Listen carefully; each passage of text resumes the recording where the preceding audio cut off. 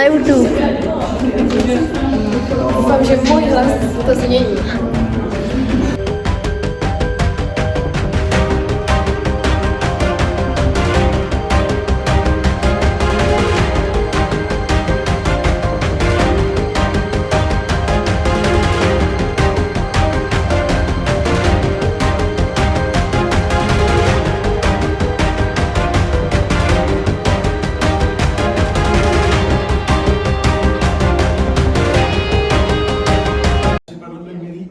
Vyhlásit výsledky vašich dnešních voleb, jichž mám tu čest se již 3. rokem v kuse účastnit.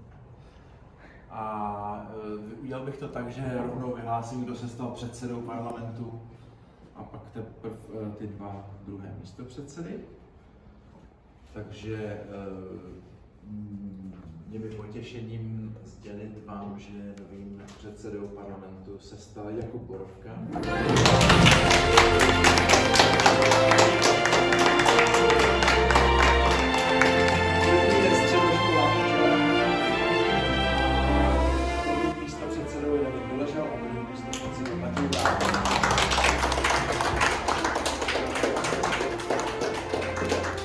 Teď už je to vaše, kdybyste něco potřeboval.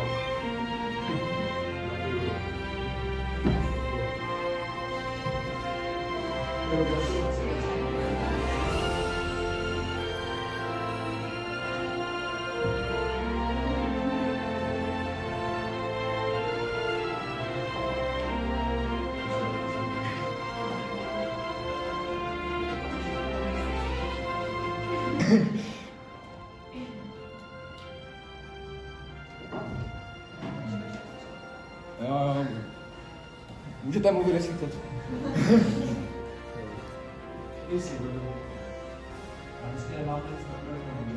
No právě, no tak to chceme. No vlastně další schůzka nás čeká příští pondělí. Ono to mělo vycházet. Možná se to až přesunu?